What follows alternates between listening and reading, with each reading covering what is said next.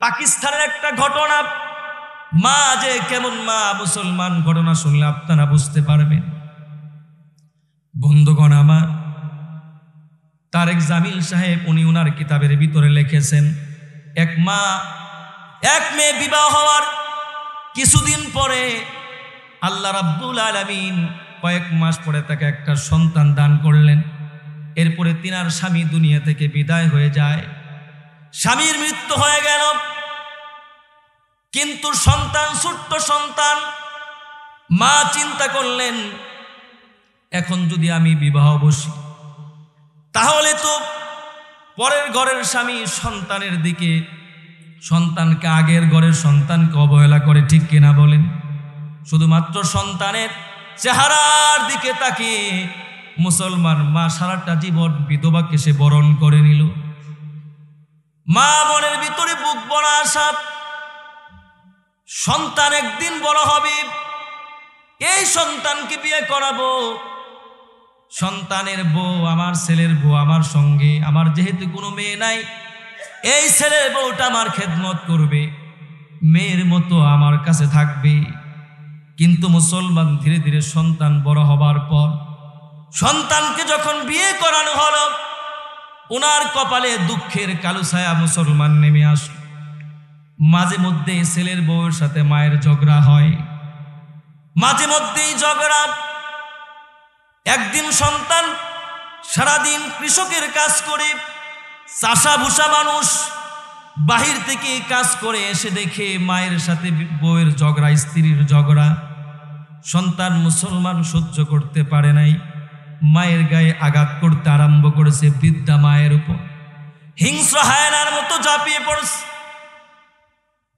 মা বলে, সন্তান রে, এলাকার মানুষের কাছে জিজ্ঞেস করো, আমার কোনো ভুল নাই, আমার কোনো অপরাধ নাই। তোমার স্ত্রী প্রায় আমার সঙ্গে ঝগড়া করে, আমাকে ভালো মতো খাবারও দিতে চায় না। মুসলমান সন্তান মাকে আঘাত করছে, বউকে সামান্য একটু বকাঝকা দিচ্ছে।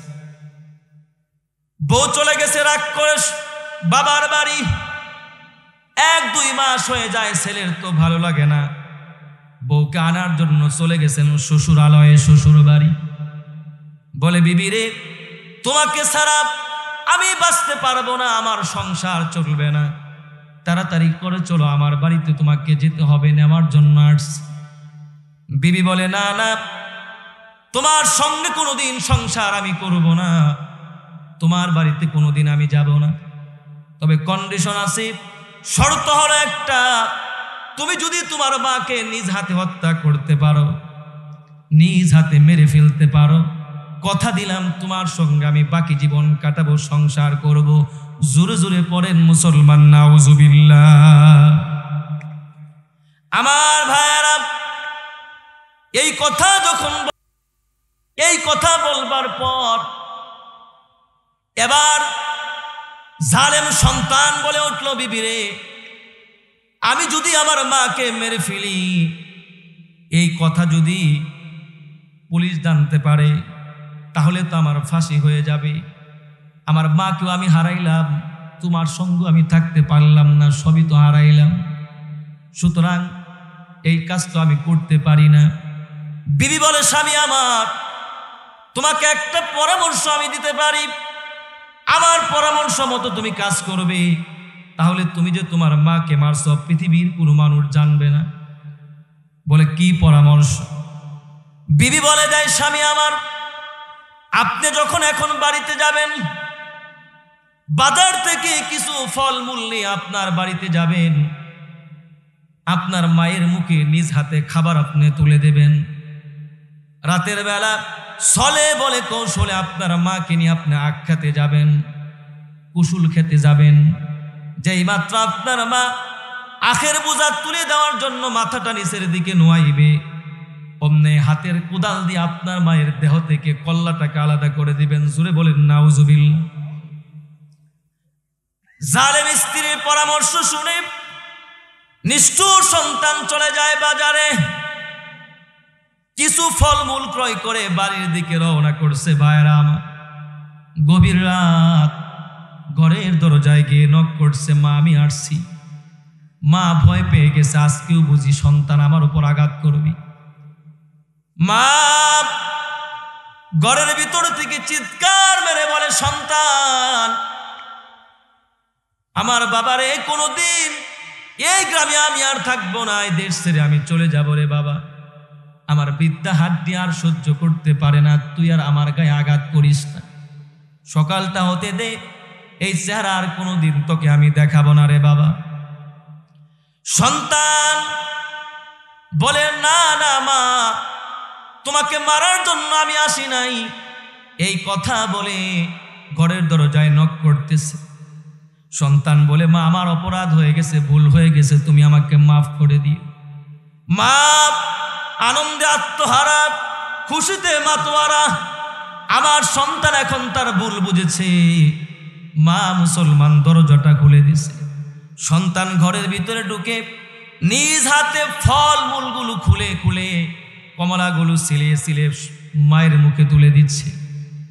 মা এতটাই খুশি, সঙ্গে সঙ্গে মা জরুরি কাপড়ের আসল তুলে ধরছে আল্লাহ তাআলার দরবারে। রাব্বুল আলামিন, আমার সন্তান ভুল বুঝতে পেরেছে, তুমি তাকে মাফ করে দিও। তার সাংসারিক জীবনে আল্লাহ তুমি উন্নতি দান করে দিও। কিন্তু মায়ের দোয়া, এত কিছু বলার পরেও সন্তানের অন্তরের ভিতরে মুসলমান দয়ার উদ্রেক হয় না। সন্তান বলে, মা গো, ও মা, আসলে কথা হলো আগামীকাল সকালবেলা তুমি যদি আমাকে আখ কাটতে সাহায্য করো, অনেক টাকা সকালে সকালে বাজারে যদি বিক্রি করতে পারি, অনেক টাকা লাভবান হব। প্রতিদিন তোমার জন্য কমলা আনতে পারবো, আপেল আর আঙ্গুর আনতে পারবো। মা বলে, সন্তান রে, আমি আপেল আঙ্গুর চাই না, শুধুমাত্র তোর বাড়িতে থাকতে দিবি, আমার সঙ্গে একটু ভালো ব্যবহার করবি, আমাকে মা বলে ডাক দিবি, এতে আমার মনটা শান্ত হয়ে যায়। আমার ভাইয়েরা, মা এত কিছু বলে, সন্তানের অন্তরের ভিতরে পাষাণ হৃদয়ে দয়ার উদ্রেক হয় না। মা বলে, ঠিক আছে, আগামীকাল সকালবেলা তোর সঙ্গে আখ কাটতে সাহায্য করব। রাত 3টা বাজে, ওই রাত্রে আর মার ঘুম আসে নাই। সন্তান আমার ভালো হয়ে গেছে। রাত 3টা বাজে উঠে সন্তানের ঘরের দরজায় নক করে, বাবা তুই না বলছি সকালবেলা আখ কাটতে যাবি। মায়ের আওয়াজ শুনে সন্তানের ঘুম ভেঙে যায়। তাড়াতাড়ি করে দরজা খুলে মা আর ছেলে দুইজন মিলে চলছে মুসলমান আখ খেতে। আখ কাটতে কাটতে এক পর্যায়ে বোঝা তুলে দেওয়ার জন্য মা যেই মাত্র মাথা নিচের দিকে নোয়াইছে, স্ত্রীর প্ল্যান অনুযায়ী এবার সন্তান মুসলমান হাতে একটা কুদাল নিছে মাকে মারার জন্য। বন্ধুগণ আমার, মা কোনোভাবে যেন বিষয়টা টের পেয়ে গেছে। বাঁচাও আল্লাহ, বাঁচাও আল্লাহ বলে চিৎকার মেরে দৌড়াতে আরম্ভ করছে। গভীর রাত 3টার সময়, তখনও মুসলমান অন্ধকার, আখ ক্ষেতের চিপা দিয়ে দৌড়ায়। অনেক দূর যাবার পরে মায়ের মনে টেনশন, দেখি এখনো কি আমার সন্তান আমার পিছনে পিছনে আসতেছে নাকি। কিছুক্ষণ আগে যেই সন্তান মাকে ধাওয়া করছে, সেই সন্তানের জন্য মার কেমন দরদ ভাই। পিছন ফিরে তাকায় দেখে সন্তান নাই। কোথায় গেল আমার সন্তান? মা আবার পিছনের দিকে ব্যাক করল।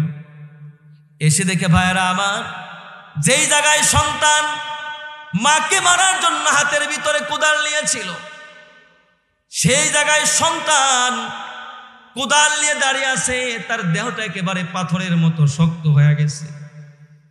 শুধু তাই নয়, ধীরে ধীরে কিসের আকর্ষণ যেন সন্তান শুধুমাত্র নিচের দিকে চলে যাচ্ছে। ততক্ষণে কোমর পর্যন্ত জমিন তাকে গ্রাস করে ফেলেছে। কিছুক্ষণ আগে যেই মাকে মারার জন্য সন্তান উদ্ধত হয়েছিল, এখন সেই মা সন্তানকে মাটি থেকে তোলার জন্য চিৎকার চেঁচামেচি করতে আরম্ভ করে দিয়েছে। গ্রামের মানুষ ডাকতে আরম্ভ করল, কে তোমরা, কোথায় আসো, তাড়াতাড়ি করে আসো, আমার সন্তানের যেন কি হলো, সে যেন নিচের দিকে চলে যায়। গ্রামের মানুষ আসতে আসতে সকলে মুসলমান, গর্দান পর্যন্ত জমিন তাকে গ্রাস করে ফেলেছে। এই সন্তানের সকলে মিলে চেষ্টা করে টানার জন্য। না না, কিসের আকর্ষণে যেন সন্তান নিচের দিকে চলে যায়। এক পর্যায়ে গ্রামের সমস্ত মানুষ ব্যর্থ হলো। ভাইরা আমার, সন্তানকে আর তুলতে সক্ষম হলো না। 20 থেকে 25 ফুট সেখানে খনন করা হলো, কিন্তু সন্তানের কোনো হদিস খুঁজে পাওয়া গেল। এজন্যই তো রাসূলুল্লাহ বলেছেন, কুল্লু যুনুবি ইয়াগফিরুল্লাহু তাআলা মিনহা মা শা ইল্লা হুকুকুল ওয়ালিদাইন। প্রত্যেকটা গুনাহ আল্লাহ রাব্বুল আলামিন যতটুকু ইচ্ছা মাফ করে দিতে পারেন, কিন্তু মা বাবার সঙ্গে যদি কেউ নাফরমানি করে, এই শাস্তি আল্লাহ রাব্বুল আলামিন দুনিয়াতে দিয়ে দেন। ঠিক কিনা বলেন? ভাইরা আমার, সন্তান যখন বিদেশ থাকে, বিবি বাচ্চা ভাই বোনেরা এক একজন এক এক বায়না করে বসে থাকে। ঠিক কিনা বলেন? বউ বলে দেয় আনতে হবে গয়না কয়েক ভরি, না আনিলে তোমার সাথে 5 বছরের আরি। ঠিক কিনা বলেন? ভাই বলে দেয় গড়ি পাঠাও, বোন বলে দেয় চুড়ি, তাড়াতাড়ি টাকা পাঠাও আদেশ দাদি বুড়ি। আর মা কি বলে শুনবেন? মা বলে রে কুকা আমার নিবি 1000 সুম, তোর চিন্তায় রাতের বেলা হয় না আমার ঘুম, দেহের দিকে নজর দিবি সময় মতো খাবি, মায়ের কোলে আসবি ফিরে ছুটি যখন পাবি, খুকায় আমি চাই না কিছু নেই কো টাকার ভুক, তুই যদি ভালো থাকিস এতেই মায়ের সুখ। ঠিক কিনা বলেন? পিঠা বলো চিরা বলো ভাতের মতো না, মাসি বলো পিসি বলো মায়ের মতো না। ঠিক কিনা বলেন? কিসের রাজ্য কিসের সুখ কিসের বৃন্দাবন, মক্কা আর মাদিনা কিসের মা বড় ধন, মা বড় ধন। যে কথাগুলো বললাম আল্লাহ রাব্বুল আলামিন প্রতিটি কথা আমাদের সকলের সিনার ভিতরে মানকুশ করে দিন। সকলে বলুন আমিন। তহিন ভাইয়ের বাড়িতে আয়োজিত আজকে মাহফিলের মধ্যমণি হযরত উলামা একরাম, আমার সামনে উপবিষ্ট বয়োজ্যেষ্ঠ মুরব্বিয়ানে আজম, পর্দার অন্তরালে অবস্থানরতা সম্মানিতা সজলা সফলা মা ও বোনেরা, সকলকে জানাচ্ছি আমার পক্ষ থেকে আন্তরিক শুভেচ্ছা ও স্নেহ অভিনন্দন। আপনারা সকলেই কেমন আছেন? আলহামদুলিল্লাহ। আওয়াজ শুনে মনে হচ্ছে যে সারাদিন নফল রোজা রেখেছিলেন, এখনো পর্যন্ত ইফতার হয়নি। ঠিক কি তাই? না 3-4 দিন যাবৎ এখনো পর্যন্ত খান না, এরকম দুর্বল একটা সাওয়ান আসলো। সকলে জোরে সুরে পড়ুন তো আলহামদুলিল্লাহ। চলুন আমরা কথা না বাড়ি মূল আলোচনার দিকে চলে যাব। আল্লাহ রাব্বুল আলামিন কুরআনুল কারীমের ভিতরে বলছেন, সূরাতুল আসরের ভিতরে, ওয়াল আসর ইন্নাল ইনসানা লাফি খুসর ইল্লাল্লাযীনা আমানু ওয়া আমিলুস সালিহাত ওয়া তাওয়াসাউ বিল হাক্কি ওয়া তাওয়াসাউ বিস সাবর। আল্লাহ রাব্বুল আলামিন আয়াতটির ভিতরে, এই সূরার ভিতরে সর্বপ্রথম সময়ের কসম খেয়েছেন, ওয়াল আসর, আসরের সময়ের কসম খেয়েছেন। আমার আল্লাহ রাব্বুল আলামিন তিনি এমন একজন মহান মালিক, কোন বিষয় কি শক্ত পুক্ত করবার জন্য আল্লাহ পাক তো বললেই হয়ে যায়, কিন্তু আল্লাহ পাকের কেন আবার কসম খেয়ে বলতে হয়? অবশ্যই একটা মুসলমান এর ভিতরে কৌতূহল আছে না নাই? আমরাও তো কসম খাই, মায়ের কসম, মায়ের দুধের কসম, মরা বাপের মাথার কসম, মসজিদের কসম, মাদ্রাসার কসম, কুরআনুল কারীমের কসম। যদিও হাদিস শরীফে আছে, মান হালাফা বিগাইরিল্লাহি ফাকাদ আশরাক, আল্লাহ তাআলা ব্যতীত পৃথিবীতে কোনো জিনিসের নামে মুসলমান গায়রুল্লাহর নামে কসম খাওয়া জায়েজ, বৈধ নয়। এরপরেও তো আমরা খাই। তার মানে কি কথাটাকে একটু শক্তপুক্ত করতে চাই, যে পশ্চিম দিকে কানা হয়ে বলি, এগুলো মুসলমান করা যাবে না। আল্লাহ রাব্বুল আলামিন যে কথাটা আমি আপনাদেরকে বোঝাতে চাচ্ছি, সময়ের কসম খেলেন, তার মানে সময়ের গুরুত্ব আছে না নাই? সময় এমন একটা জিনিস, টাকা পয়সা ব্যাংকে রাখা যায়, গোশত মাছ ফ্রিজের ভিতরে রেখে আপনি কয়েকদিন খেতে পারবেন, কয়েকদিন পরেও খেতে পারবেন, কিন্তু সময় এমন একটা জিনিস, সময়কে মুসলমান ব্যাংকে রাখা যায় না, ফ্রিজে রাখা যায় না। এই জন্য ভাই, সময় কি ওয়েস্ট নয়, ইনভেস্ট করতে হবে, ইউটিলাইজ করতে হবে, কাজে লাগাতে হবে। এই পৃথিবীর বুকে যত মানুষ, সফল মানুষ আছে, সমস্ত সফল মানুষের কাছে সময়ের মূল্য মুসলমান সর্বাগ্রে, সর্বোচ্চে, সবার উপরে, ঠিক কিনা বলেন?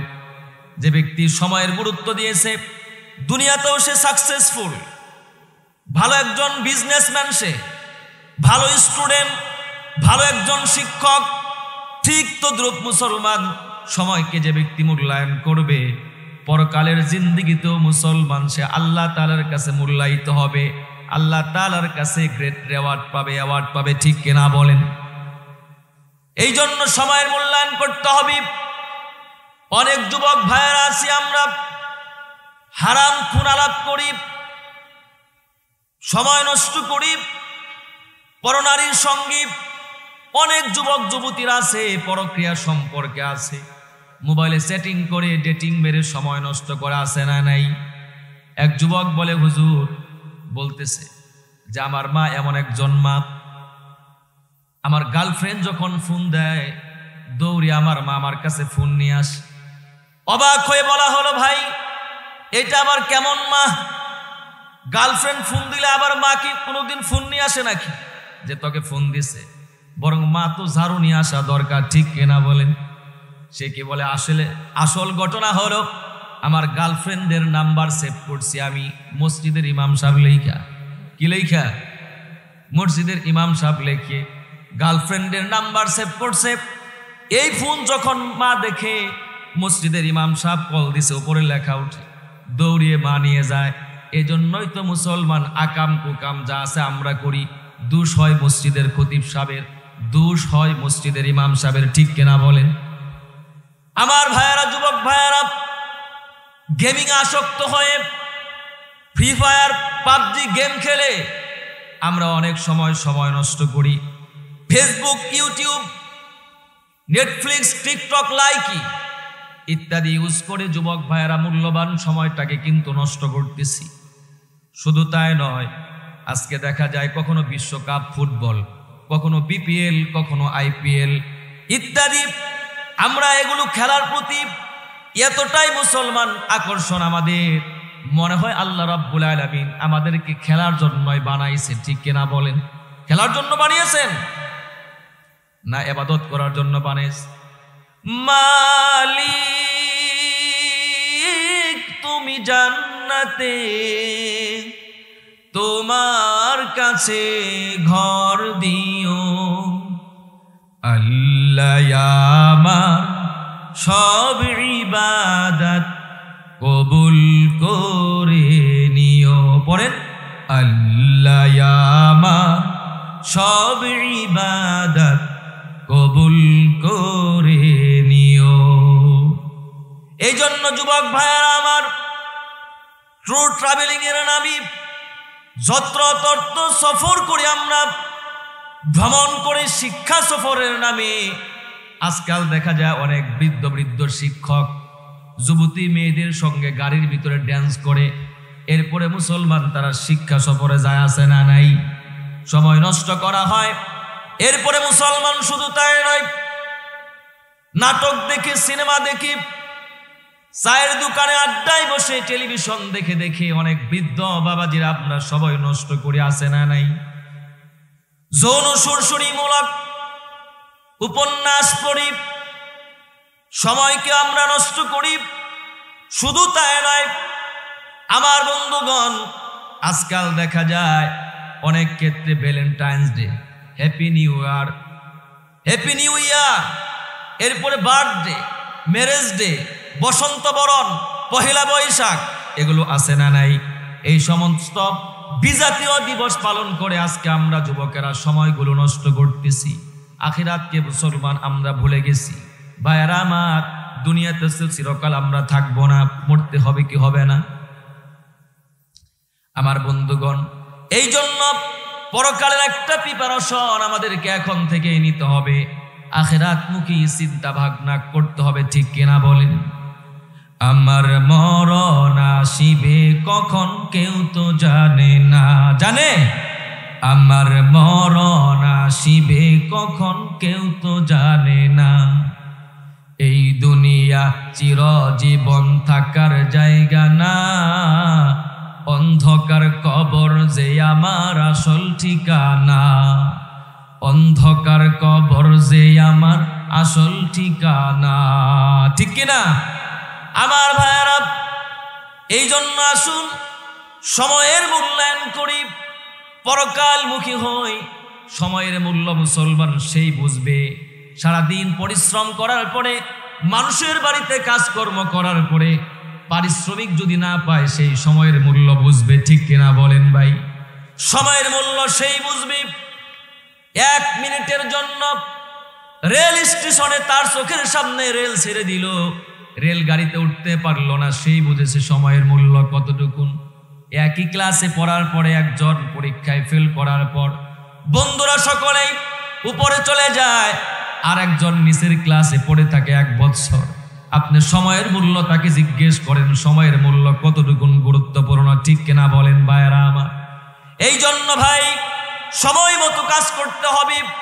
আপনার একটা ভালো রেস্টুরেন্ট আছে, সকালবেলা প্রতিদিন আপনি নাস্তা বানান, ভালো নামদাম আছে, খাবারও ভীষণ সুস্বাদু, কিন্তু সকাল 6টার নাস্তা যদি আপনি 7-9টার সময় বানান, আগের দিনের সেই নাস্তাটা ভালো হলো, এরপরেও কি মুসলমান নাস্তা চলবে নাকি? কেন চলবে না? কারণ সময় মতো হয় নাই। আপনি ভালো একজন কৃষক, জমিও ভালো উর্বর, বীজ উন্নত মানের, কিন্তু মুসলমান আনসিজনে যদি আপনি ফসল বুনেন, যেই জিনিস যেই সময় বপন করার সময়, সেই সময় যদি না বপন করেন, তাহলে মুসলমান ভালো ফসলের আশা করা যাবে নাকি? কারণ সময় মতো আপনি কাজ করেন নাই। এই জন্য যুবক ভাইয়েরা, পর্দার আলের মা বোনেরা, বৃদ্ধ বাবাজিরা, দুনিয়ার জীবনটাকে মূল্যায়ন করতে হবে, আখিরাতমুখী পরকালমুখী চিন্তা ভাবনা ভিতরে লালন করতে হবে। বন্ধুগণ আমার, এই জন্য আল্লাহ পাক কুরআনুল কারীমের ভিতরে বলছেন আল আসর, সময়ের কসম খেয়ে আল্লাহ পাক বলেন। এই জন্য বন্ধুগণ, সময়ের মূল্যায়ন করতে হবে। পৃথিবী বিখ্যাত একদম চিত্রশিল্প ছিল, নাম তার পাবলো পিকাসো। নাম কি? একদিন সে এক ক্যাফেতে বসে আছে, একজন মহিলা আসলো, বলল, ভাই আমার ছবিটা এর ভিতরে, কাগজটার ভিতরে সুন্দর করে তুমি এঁকে দাও তো। এই কথা বলবার পর 2 মিনিটের ভিতরে পাবলো পিকাসো এত সুন্দর করে তার ছবিটা এঁকে দেয়। মেয়েটা অবাক হয়ে যায়। শুধু তাই নয়, পাবলো পিকাসো বলে, এই ছবিটার দাম $1 মিলিয়ন। বিশ্বাস যদি না হয়, যাও তুমি বাজারে গিয়ে একটু তল্লাশি করো, তদন্ত করো, খতিয়ে দেখো, জাস্টিফাই করো। এবার মেয়েটা চলে যায়, দেখলো সত্যি মুসলমান সেই ছবিটার দাম $1 মিলিয়ন। অবাক হয়ে গেছে, দৌড়ে আসছে, ভাই কি করে সম্ভব, পসিবল? 2 মিনিটের ভিতরে এত দামি ছবি তুমি কি করে আঁকলে? পাবলো পিকাসো বলে, বোন তুমি তো 2 মিনিট দেখছো, কিন্তু এই শিল্পটা রপ্ত করার জন্য আমাকে 1-2 বছর নয়, 5-6 বছর নয়, 25 থেকে 30টি বছর আমাকে সময় ইনভেস্ট করতে হয়েছে। সুবহানাল্লাহ বললেন না? এশিয়ান মুড অলিম্পিকে 100 মিটার দৌড়াতে হয় 115 সেকেন্ডে। কেউ যখন ফার্স্ট হয় তাকে $119 মিলিয়ন পুরস্কার দেওয়া হয়। আমরা তো দেখি 115 সেকেন্ডে এত $119 মিলিয়ন সে পুরস্কার পেয়ে গেল, কিন্তু এই 115 সেকেন্ডের জন্য তাকে 15টি বছর এই লাইনে ব্যয় করতে হয়। এই জন্য সময়ের গুরুত্ব দেওয়ার দরকার আছে। আপনি যাবেন, গাড়িতে উঠছেন, একজন লোক কন্ট্রাক্টর যদি বলে এই ভাই তুমি কোথায় যাবে, লোকটা যদি বলে আরে ভাই আপনার যেখানে মনে চায় আপনি সেখানে নামায় দিবেন, লোকেরা কি বলবে, পাগল কি বলে রে, সকলে ফেল ফেল করে তাকিয়ে থাকবে। শুধু তাই নয়, ড্রাইভার সাহেব বলবি কোন পাগল রে, কোথা থেকে তুই তুলছস, তাড়াতাড়ি নামা। কোথায় নামবে সে বলতে পারে না, চিনে না, জানে না, তার কোনো গন্তব্য নাই। ভাইয়েরা আমার, সামান্য একটু সময়ের জন্য 10 মিনিটের জন্য গাড়িতে উঠছেন আপনি, আপনার গন্তব্য যদি বলতে না পারেন সকলে আপনাকে পাগল বলবি। গাড়ির ড্রাইভার, কন্ট্রাক্টর, গাড়ির সমস্ত যাত্রী আপনাকে পাগল বলবে, মেন্টাল বলবে। তাহলে ভাইয়েরা আমার, আমাদের প্রত্যেকটা মানুষের উই হ্যাভ ডেস্টিনেশন, একটা গন্তব্য আছে না নাই, একটা লক্ষ্য আছে না নাই। এখন যদি জিজ্ঞেস করা হয় ভাই তোমার খবর কি, কেমন আছো, কিভাবে দিনকাল কাটে, আমরা যদি বলি আরে চলতেছে একরকম, খাই দাই ফুর্তি করি, এভাবে করে দিন চলে যাচ্ছে, লক্ষ কোটি কোটি বছর আপনাকে আমাকে থাকতে হবে কবরের ভিতরে। একজন মানুষ সর্বশেষ যে ব্যক্তি মৃত্যুবরণ করবে তাকেও মুসলমান 40,000 বছর ওই অন্ধকার কবরে থাকতে হবে। আমাদের কি সেই কথা চিন্তা হয় না? ওই অন্ধকার কবরে মুসলমান প্রত্যেকটা মানুষকে ঢুকতে হবে, ঠিক কিনা বলেন? টাকা পয়সা জমিদারি করবি কত বাহাদুরি, খাট পালঙ্কের সোনার বাড়ি কারে যাবি দিয়া রে, কবর দেশে যাইয়া, ঠিক কিনা? একলা কবরে কেমনে রে থাকিবি, একলা কবরে কেমনে রে থাকিবি, ভাই বন্ধু সারিয়া রে, কবর দেশে যাইয়া। এই জন্য আসুন ভাই সময়ের মূল্যায়ন করি। আল্লাহ রাব্বুল আলামিন এই জন্যই কুরআনুল কারীমের ভিতরে সময়ের কসম খেয়েছেন, ওয়াল আসর ইন্নাল ইনসানা লাফি খুসর। আল্লাহ পাক বললেন পৃথিবীর সমস্ত মানুষ ক্ষতিগ্রস্ত। মানুষের ভিতরে আমিও আছি, আপনিও আছেন, আমরা সকলে আছি, শিক্ষিত আছে, অশিক্ষিত আছে, মুসলমান আছে, আবার অমুসলিমও আছে, ঠিক কিনা বলেন? আল্লাহ রাব্বুল আলামিন বলেন তবে শোনো, দুনিয়ার মানুষ যার ভিতরে 4টি কোয়ালিটি থাকবে, ফিচার থাকবে, বৈশিষ্ট্য থাকবে, সেই ব্যক্তি হচ্ছে ওয়েনার, সেই ব্যক্তি হচ্ছে গেইনার। কার কথা জোরে আওয়াজে বলেন? 1 নাম্বার ইল্লাল্লাযীনা আমানু ওয়া আমিলুস সলিহাত, 1 নম্বরে ঈমান, 2 নম্বরে আমল। এরপর আল্লাহ পাক বলেন ওয়াতাওয়াসাউ বিল হাক্কি ওয়াতাওয়াসাউ বিস সাবর। জোরে জোরে বলেন আল্লাহু আকবার। আল্লাহ পাক বলেছেন 1 নম্বরে ঈমানের কোয়ালিটি যদি অর্জন করে, গুণ যদি অর্জন করে, 2 নম্বরে যদি নেক আমল করে, 3 নম্বরে যদি মুসলমান সৎ কাজের আদেশ দেয়, 4 নম্বরে যদি ধৈর্য ধারণ করে, তাহলে ওই ব্যক্তি হচ্ছে গেইনার, ওয়েনার, সাকসেসফুল। কার কথা জোরে আওয়াজে বলেন? আর জোরে আওয়াজে বলেন কার কথা? এই জন্য ভাই 1 নাম্বার ঈমান আনয়ন করতে হবে। ঈমান কাকে বলে? আজকে মুসলমান তো আমরা হইছি, নামের সাথে কাজের কোনো মিল নাই, ঠিক কিনা বলছি? নাম রাখছে ঈমান আলী, মসজিদই চিনে না, ঠিক কিনা বলে? নাম রাখছে রমজান আলী, একটা রোজাও রাখে না। নাম রাখছে হাফিজ, কোরআন শরীফ মুসলমান দেখেই পড়তে পারে না। নাম রাখছে শিশু মিয়া, বয়স তার 80 বছর, আছে না নাই? জোরে বলেন। আমার বন্ধুগণ, এই জন্য 1 নম্বরে ঈমানের গুণ অর্জন করতে হবে। মনে রাখবেন মুসলমানেরা, একজন পলিটিশিয়ানের কাছে তার পলিটিক্স বড়, একজন রাজার কাছে তার রাজত্ব বড়, একজন মন্ত্রীর কাছে তার মন্ত্রিত্ব বড়। যিনি রাজতন্ত্রের ধারক বাহক তার কাছে রাজতন্ত্র বড়, যিনি সমাজতন্ত্রের প্রবক্তা তিনার কাছে সমাজতন্ত্র বড়, আর একজন ইমানদারের কাছে তার ইমানটাই বড়।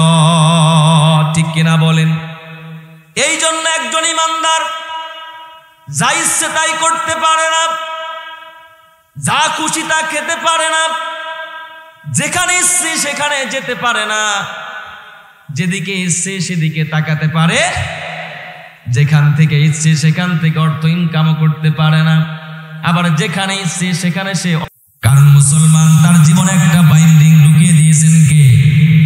তার একটা বিধিনিষেধ আছে, রুলস রেজুলেশন মেনে নিয়ম মেনটেন করে তাকে চলতে হয়। মন চাহি জিন্দেগি সে মুসলমান কখনো যাপন করতে পারে? এই জন্য ভাইরা আমার, ইমানের গুণ অর্জন করতে হবে।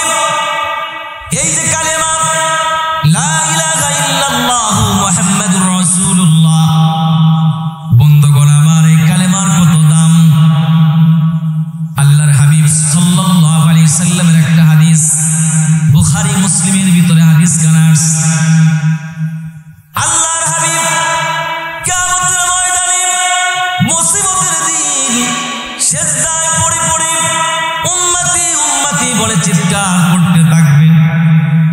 আল্লাহ রাব্বুল আলামিন বলবেন, ইরফা রাসাক ওয়া কুল তুসমা ওয়া সাল তুতা ওয়াশফা তুশাফা। হে আমার বন্ধু, হে আমার হাবিব, আপনি আপনার মাথাকে উত্তোলন করুন, আপনি সুপারিশ করুন। আজকে হাসরের মাঠ, মুসিবতের দিন, নবীজি আপনি যা বলবেন তাই আজকে মেনে নেওয়া হবে, আপনার সুপারিশ মঞ্জুর করা হবে। আখরিজ মা কানা ফি কলবিহি মিসকালা শাঈরাতিন মিন ঈমান। আল্লাহ পাক বলবেন, হে আমার হাবিব, হে আমার বন্ধু, যান যান, আপনার উম্মতের ভিতর থেকে যাদের অন্তরের ভিতরে সরিষের, যাদের অন্তরের ভিতরে কম পরিমাণ ইমান আছে, সব পরিমাণ ইমান যাদের আছে, তাদেরকে নিয়ে আপনি আল্লাহর জান্নাতে চলে যান। সুবহানাল্লাহ বলেন। আমার আপনার নবী রাহমাতুল লিল আলামিন স্যাটিসফাই হবেন না, সন্তুষ্ট তিনি হবেন না, আবার তিনি সিজদায় পড়ে পড়ে উম্মতের ব্যথায় ব্যথিত হয়ে, উম্মতের কষ্টে জর্জরিত হয়ে নবী করিম সাল্লাল্লাহু আলাইহি ওয়াসাল্লাম আবার তিনি কাঁদতে থাকবেন। আল্লাহ পাক আবার বলবেন, আখরিজ মান কানা ফি কলবিহি মিসকালা হাববাতিন মিন ঈমান। জোরে জোরে বলেন সুবহানাল্লাহ। আল্লাহ রাব্বুল আলামিন বলবেন, হে আমার বন্ধু, আপনি আপনার মাথাকে উত্তোলন করুন, যান যান, এই পারমিশন দিলাম। জব পরিমাণ নয়,